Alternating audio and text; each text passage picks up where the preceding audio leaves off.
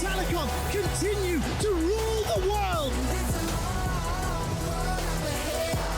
Uzi goes godlike. This is what peak League of Legends looks like.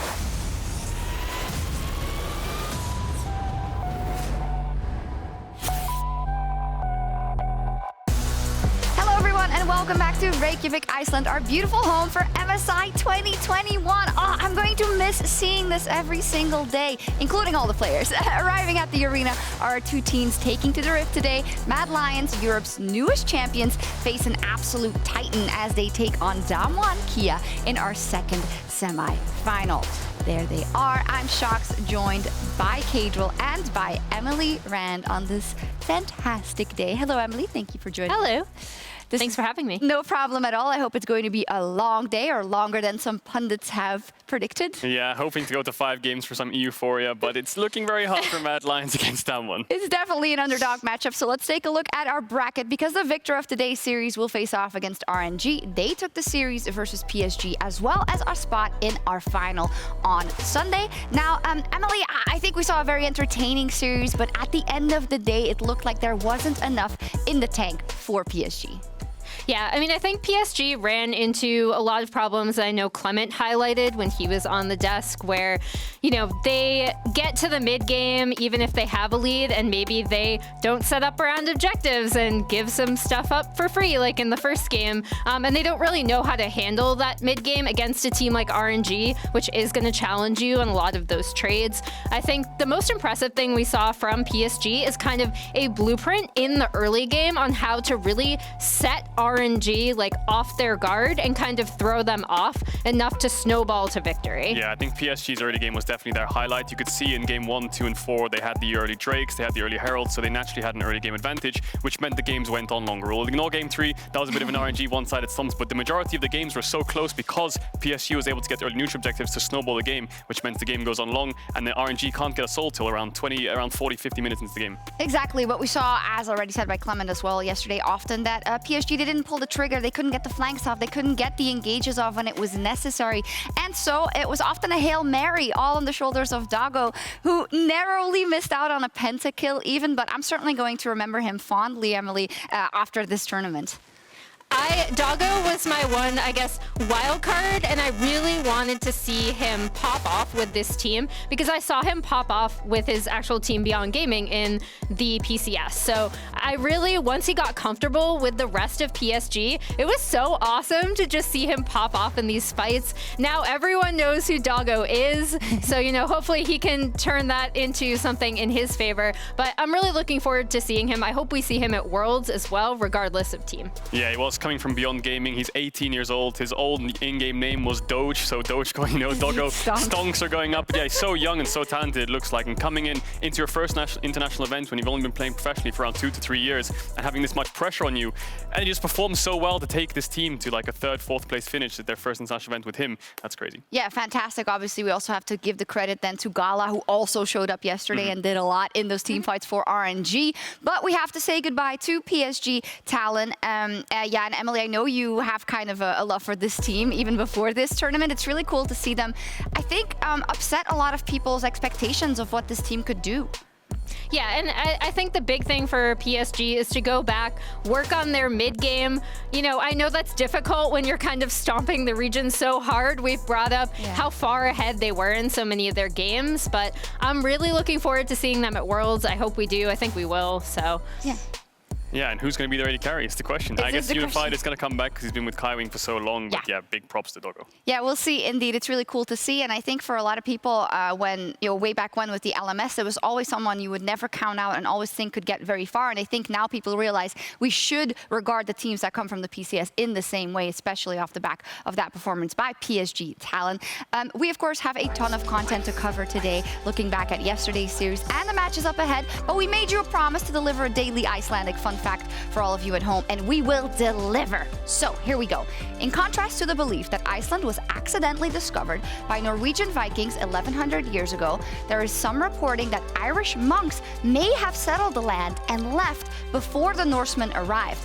Now, while artifacts supporting this claim have yet to be found, recent archaeological discoveries add some credibility to the claim. I guess they're still looking for that "Kiss Me, I'm Irish" shirt.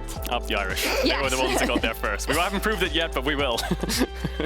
Let's see. I'm going to miss the Icelandic fun facts as well. Really excited to see what the last one will be tomorrow. Now, we always have fantastic guests on our broadcast, and Emily is here today, but she has also recently debuted her new podcast, Rift Reaction, together with Travis Gafford. The first episode is already out. I believe you, of course, covered the MSI Semifinals, that what was going to happen. But what were the cliff notes for people who haven't listened to it yet? Yeah, so we basically went through both semifinals, made predictions. My RNG PSG one was already wrong because I predicted to go to 5 games, but I did predict RNG, so that was right. And, you know, PSG gave them a run for their money, so I guess that was also right. So I guess it's perfect because people can go back and be like, this is an analyst. Look at these predictions. Like, how does that even work? Of course. But there's a lot of good content in there that you can go listen to. But can you also tease us what you'll be talking about next Wednesday, what we can expect? So surprise, surprise, it's still going to be a mid-season invitational and kind of reacting to that, as well as seeing what people's answers were for the question of why did C9 fail to make it out of groups. So reading some of those answers should be interesting. I think it will be as well because people can't stop talking about that. But I'm really happy that we have yet kind of another podcast that could talk about the results in a different light than what we hear on the broadcasts or what we hear on other podcasts. So very much looking forward to that and the continuation of that project. And as said, you can already listen to the first episode. Rift Reaction is out on Spotify right now. So let's dive a bit deeper into the match at hand because the favorites in today's series are Damwon Kia, the reigning world champions who made a major swap. Of course, they replaced Nagari. Well, they had to replace Nagari, and Khan came in, Emily, and that's been the headline, I think, for this team. So what are your expectations and how have they changed now that you've seen Khans play with Damwon and MSI? Yeah, so Khan, to me, before I saw him on Damwon, even with FPX last year, going all the way back to when he first came on my radar in 2014 as Han Lebong in a game against SKT1S, he's always been this big split pusher, right? And he had trouble getting into team fights. He had trouble with TP flanks, communicating with the rest of the team. So he was always kind of set up 4-1 or 1-3-1. One thing I really love about him on Damwon now is that all of that has improved. His team fighting has improved. He looks significantly more coordinated with this team for whatever reason. And it's the first time I've taken a step back and been like, wow, like Khan has really evolved into a more well-rounded player. Mm-hmm. And that was, of course, the question, because you give something up in that the clutch factor of Nagari, but what do you get back and has it been enough? Yeah, you get this consistent rocking Khan who's been playing the game since 2013 competitive, right? So that's almost 8 years of experience he's got there. The problem with Khan is he's never really found an international success in his title. You know, he came second in MSI 2018. He's joined so many world championship rosters, SKT, FPX, and now Damwon Gaming. And after having won the championship, him joining, they never really found success again. So I think this year it's really important for Khan if he can get this MSI title, maybe go to Worlds and get a good showing there. That's a really good push forwards for this player, because I think that this player must have a lot of good peaks in scrims or something like this, because people think he's a great player. People think that he's a top-tier, world-class top laner because these top teams are signing him. So he obviously needs to show up on the stage. And I think that so far he's been doing okay. He's had a few tricky games, especially against DFM, I remember. Yeah. Where he got first Gangplank, he was really struggling. Yeah, indeed. But it's also always impressive when there's players that have been around for so long and they not overstay their welcome, but they can get over all these new players that come along and that come to take their spots, as you will. But Khan has always evolved, Emily. Do you think he has enough in the tank, as Caedrel just alluded to, in the team fighting department, in the pick and ban department, if it comes to a very difficult best of 5 where he's going to be pushed tomorrow, possibly? Yeah, I mean, I think that Damwon Kia are really good at setting themselves up in draft for success. And that includes Khan. It includes all of their players. I think a lot of Damwon's success really relies on them having a very stable early game and then having Khan join up for team fights. I do think another thing that has impressed me about him, though, is that his coordination with mid and jungle has been better than any other team I've seen him on as well. So I do like it when he's getting involved early in some of these kind of roams down, either for Herald priority or to help out mid prio. It's not necessarily something I saw from him previously either.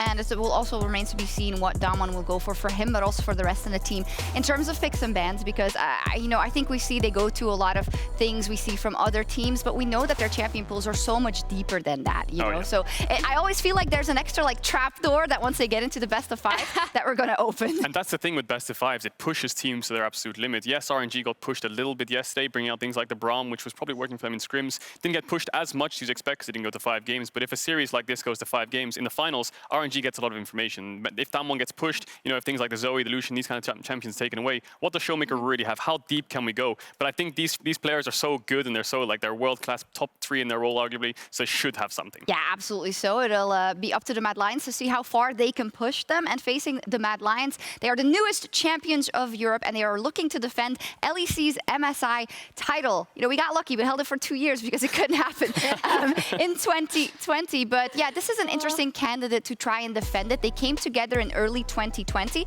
but since then, they actually secured 3 out of 3 possible top 4 finishes in the LEC.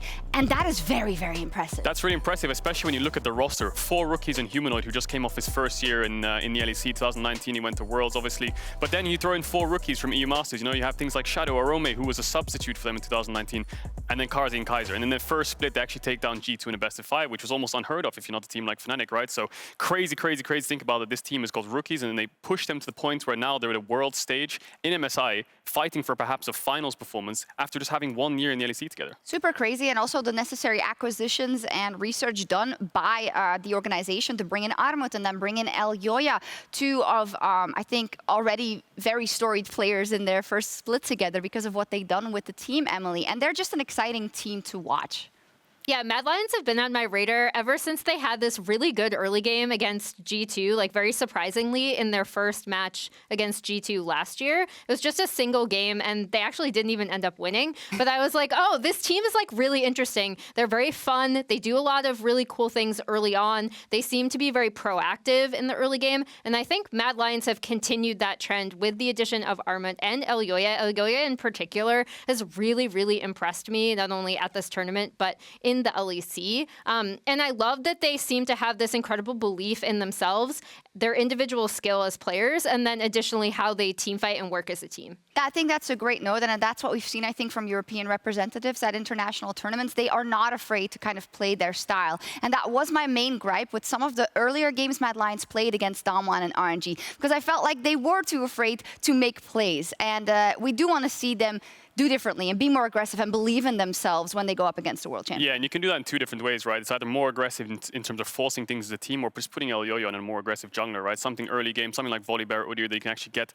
ganks going off, and he can do that against Damwon. I remember a game when Showmaker was on Zoe, Elyoya actually found a level 3 gank mid and was able to shut him down a little bit. They still lost the game, but these kind of things that you need to look for, especially against a top team like Damwon. And we talked about Khan before, but talk to me about Armut versus Khan. I know Armut is not necessarily regarded as highly, obviously, as someone with the experience of Khan, but he has also a very distinct champion pool with the Wukong pulling it out when it's necessary. How do you think that's going to shape up? That's a very interesting thing. That's a very interesting topic. So I was talking to players like Wunder, and he was like, well, he does have these niche picks, but it's when it comes to the actual firepower of these champions, how strong are they in the current meta? Yes, if the Wukong can get through lane and can get to like 25 minutes with 2 or 3 items and get into the fights, then obviously he'll be really strong. But if the opposing laner is someone like Khan, who can actually shut you down in lane phase and the champion falls behind slightly. Yes, we saw the Wukong get a few kills when he did play at this tournament, but I think Armut has a bit of a smaller champion pool to Khan, and we'll have to see if he gets pushed in the best of 5. Yeah, exactly. We'll see, and that is what best of 5s are for. And thanks to our round robin format, though, Mad Lions have met Damwon before, though it didn't necessarily go Mad's way. So we're going to walk us through what makes Damwon's early game so powerful in the neighborhood tactics presented by State Farm. Caedrel, take it away. Yeah, so we've got a couple clips to just show you guys how Damwon's early game is so powerful. And I think the main concept we're looking at here is the concept of just holding hands and being together. As we've got the first clip here, which is actually a little bit too far forward. So we're going to go back and watch the first clip here. So let's look at Canyon, let's look at the minimap, and you can see what he's doing, right? He's going for a double crab, he has mid push, he has bot push, and these are the things that he needs. You can see Barrel's already leaning towards him, Showmaker's ready to react into any play that actually happens on the map, and he secures himself a double crab in the early stages of the game. This comes from lane priority, and this mainly comes from pushing lanes. Now, you can't see the concept too much in this clip, but as we go to the next clip, him being ahead already into the second clip, you can see now this is just a little bit later on, around a minute later after he's based. He's come out of base, and now let's look at this actual holding hands in action. So he's walking into the enemy Raptors. We'll bring up the minimap again, and just keep your eyes on Showmaker, the top side. He pushes in the wave really quickly and leans to Canyon. And the reason for this is to take away the camp and in case anyone tries to fight him. It seems so suffocating, but you also think if you can watch the tape, you know that that's not gonna happen. But what I've noticed from Humanoid is that he tends to push up even when he sees that Showmaker is pushing in the wave. So that can't happen today. Yeah, that can't happen today, especially when Humanoid's actually just trying to push in the mid wave, because you can see Elyoya went to the enemy Raptors. So he's trying to trade the Raptors for Raptors. But because Canyon has the mid push and because he's already with Showmaker, it means that it's a 2v1. So instead of actually going to the Raptors, Canyon actually just forces on Humanoid, flashes over the wall, he's isolated, we have a numbers advantage. Now I think here, Showmaker could probably kill Humanoid if he angled the Q or used it a little bit later, they would get the kill. But the concept is they're using their numbers advantage, holding hands and making sure they're at the play first so that the enemy team is always split up. And I think the best example we've got of that is the third clip. Now as we look at the third clip, this is the best example I think we've got here. So let's look at Canyon again. Going to the top side of the map, and he's got Khan, who doesn't actually have the push. Now if you have the push in the lane, that basically means you can move. So if you see Khan here, he's joining Canyon without actually having his wave pushed out.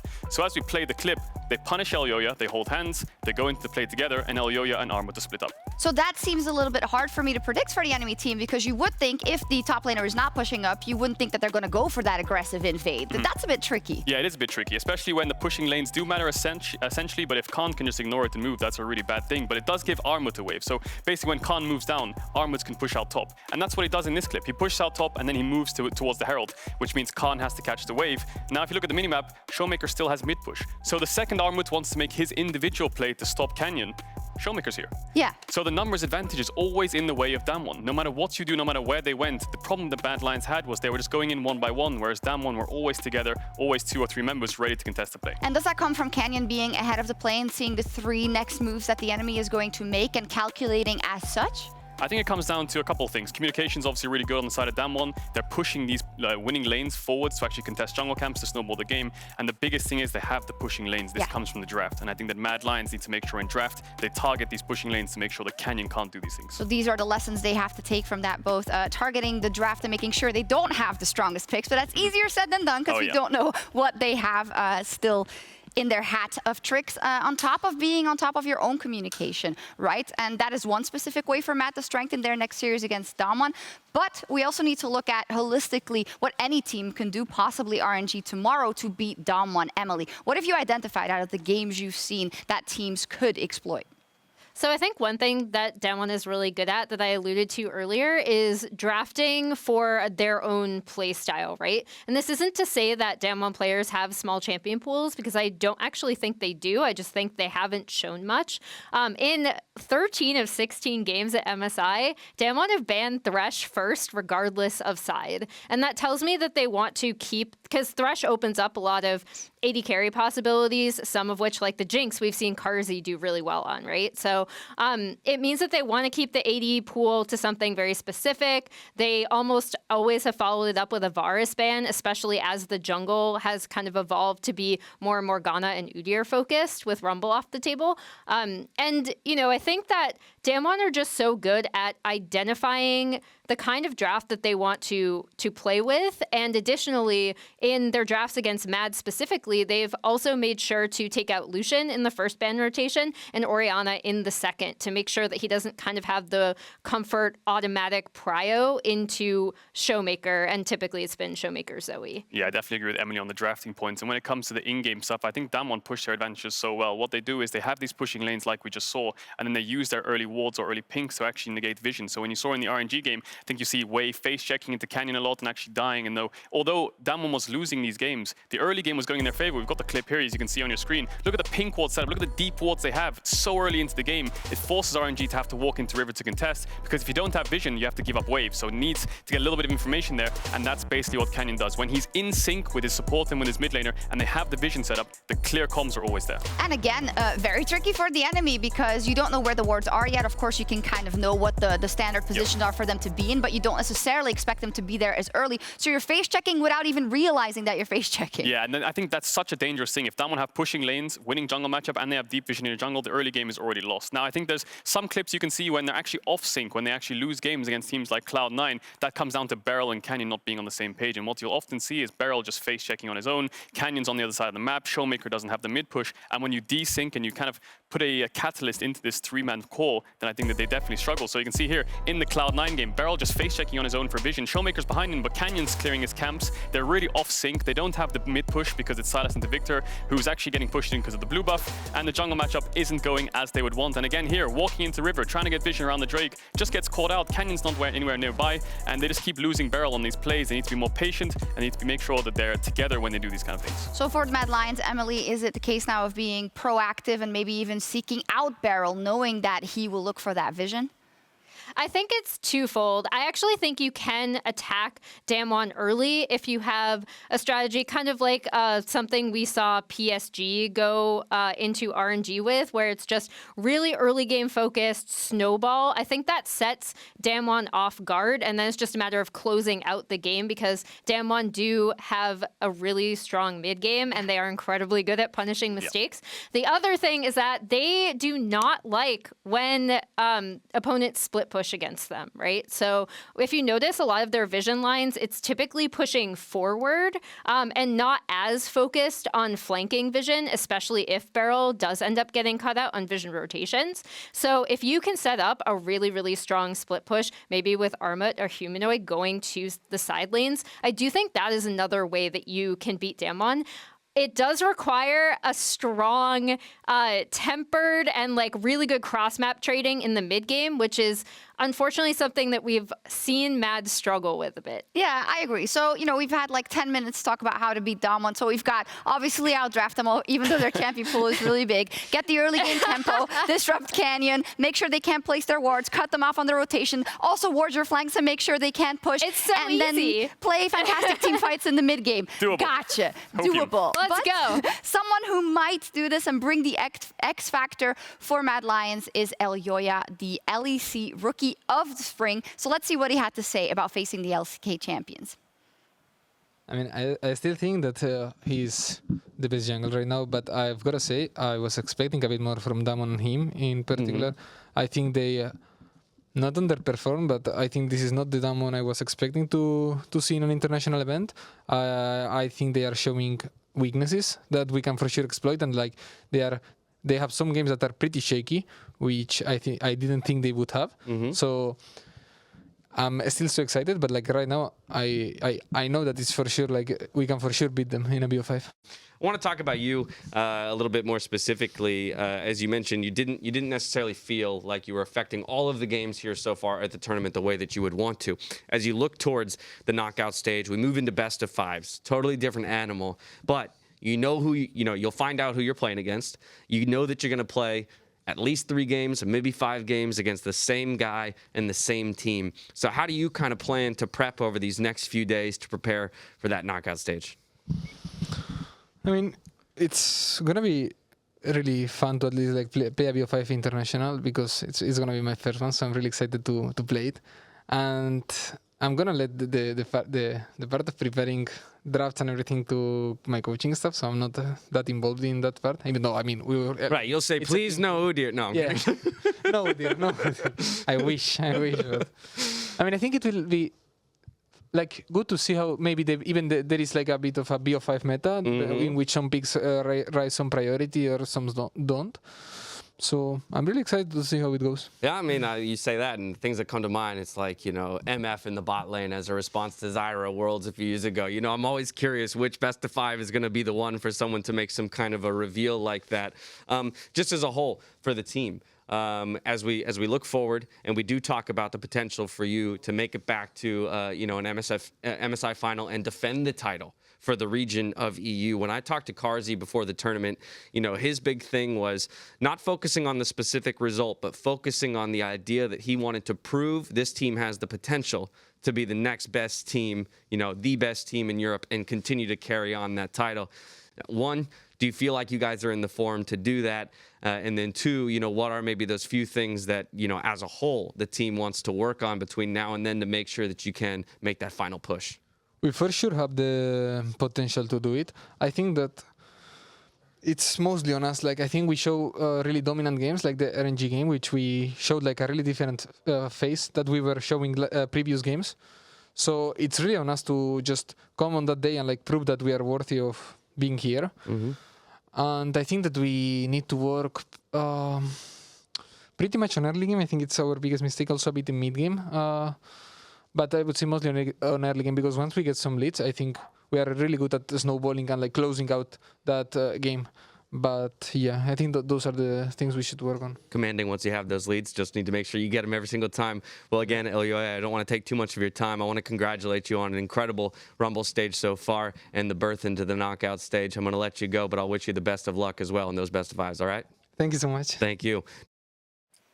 Thank you very much, Dash. That was, of course, recorded last week. And always great to hear from Elyoya, who I think has had a really good approach to all of this, being the rookie that he is, you know, just taking it a game at a time and making sure he can improve. Yeah, his mentality throughout the whole split is just great to see, right? He's so level-headed and calm and realistic with himself. He doesn't have this false sense of, like, I think this is the best or this is the best. His opinion is very strong and neutral, and I think that it comes down to, if people give him criticism, he takes it very, very heavily, and he thinks well of himself. And I think that he judges himself a lot. He's his biggest critic, which I think is the most important thing, and that's the biggest curve of improvement I can see from him. Just his mentality is great. Definitely so, and it's going to be a learning experience for him as well, up versus Canyon for this best of 5. But I also want to look at the mid lane, Showmaker versus Humanoid. When you look at the stats, these are two of the best mid laners statistically, and I definitely heard that and had a bit of a frown, because I remember sometimes Humanoid over pushing and this and that, but overall the control that he delivers is still on point. Yeah, definitely. Let's ignore the KDA, because he has been diving towers and getting solo killed a little bit here and there, but you can just see the damage share, the amount of CSD, and all these kind of things are so important, because Humanoid is a player who I think that people had a little bit of a strong opinion on him, like gets caught out a lot on side lanes especially, goes too deep in fights, gets solo killed here and there. But I think this tournament he's been proving the critics wrong in a sense. I'll disregard round 1 there. Let's talk about round 2 and round 3 now, coming into the semis and the knockout stage, but he's definitely got a tough task ahead of him against Showmaker. Yes, he does, Emily. The control we've seen also coming out of Showmaker, especially on that Zoe, but not just that, of course, has been phenomenal and is also instrumental in the way Damwon likes to play the game. Yeah, and I think that Damwon have, again, done a really good job of ensuring that Humanoid cannot get on the Lucian or the Orianna picks that he's either just super, super comfortable on or automatically gets mid-prio, because that's actually so important for Mad Lion's success, right? And I mean, for any team success, I still think mid-jungle is kind of the most important duo. And both of these teams rely heavily on their mid laners to get priority mid for their junglers. And, you know, we've seen Damwon kind of target that specifically for Mad Lions and kind of force them to be like, okay, what else do we have? And thus far, you know, Mad haven't been able to come up with as good of an answer for some of these picks for Humanoid. And that's not to say he can't play them. It's just to say that the way the team plays around him really heavily relies on that mid-prio. Yeah, I think Lucian is Humanoid's best pick of the tournament right now, alongside his Orianna. I think Damwon might try to target that, like Elimi said. Banning it away on the first station and taking away the Orianna on the 4-5 is going to be really a hit to Humanoid. They need to find good picks, maybe take away the Zoe or get it themselves. Having the mid push again is so important, and I think that the drafts have progressed so much in the MSI. It's just like the start of the MSI, Mad came in as a teamfight team, and now if you look at them, they're playing a lot more around side lanes, and their mid game is getting better, but I think they need to make sure they have these early pushing lanes to push the advantages. Yeah, it needs to get better quickly if we look at Damwon and also what they can do in the mid game. And Humanoid, of course, a tall task ahead of him, but he is a part of that original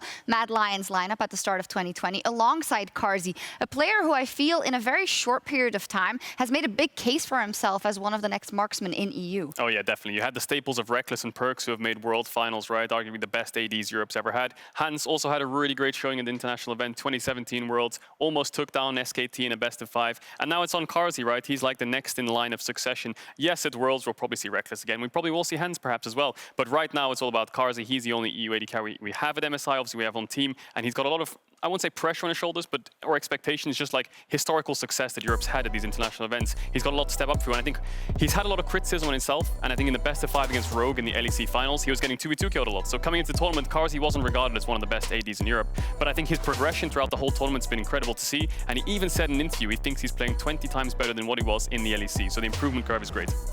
And I think Carzzy has a flexibility that we haven't yet seen at this tournament, partially because of that Thresh ban, which I'm still expecting to come out from Damwon Kia, just because Thresh opens up the AD carry pool so much. But he can play these hyper carries like the Jinx, and it's been great to see him just come to the international stage as one of the players who was kind of maligned after Mad faltered a bit at Worlds last year, have an incredible showing. Both him and Kaiser have been playing really, really well. And I think if Mad are going to find those early advantages that they want, it's going to be through the bot lane.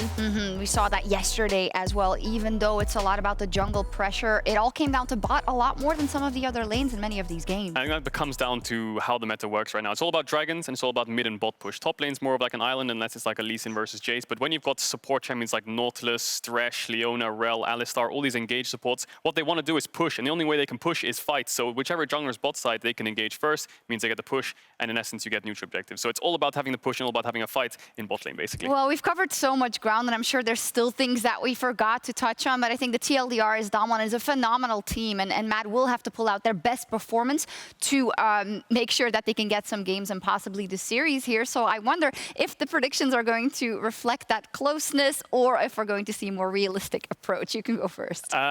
Well, of course, I think EU Euphoria, you know, it's all about the EU. I would go for Mad Lions, but my head today is telling me that Damwon's going to take this series. As much as I would love to see Mad Lions in final, and I would be an amazing surprise to see it, I think Damwon's going to take it. I think they're just a much stronger team coming into this tournament. I'm going to say 3-1, as you can see on your screen, for Damwon. I think Mad Lions taking a game will be great, but I really don't think they're going to be able to take the series. Emily? I am going to be boring and agree with that prediction. I think that Mad can take a game with some of the improvements that we have seen from their mid game, with some of even the early game stuff that they've been doing around Elyoya and Humanoid. However, I just think that Damwon have such a strong identity and idea of what they want to do. And they're also, again, to reiterate, and something we didn't even really get to talk about that much, they're so good at punishing mid-game mistakes. They're so good at collapsing on their opponents in like the early mid game and then like proper mid game, especially when you have to fight around these neutral objectives like Drake, like Herald, and then later Baron. I think that Mad basically have to have like the performance of their lives, and also Damwon have to underperform in order for them to take the series, which isn't to say that it can't happen, but I'm going to go Damwon 3-1. Yeah, and I think I completely agree. The key players you're looking at in this series are definitely mid, support, and jungle, right? Those are going to be the core foundation to getting your team ahead. I think top will be a little bit important on top in terms of TP advantages, and Karzi will be like the defining factor alongside Ghost if they can get ahead. But I think it all comes down to draft, and it all comes down to jungle mid support. All right, let's see what happens. The Mad Lions are fighting to defend LEC's MSI title, but they have a mountain to climb in today's semifinal as they face off against world champions Damwon Kia.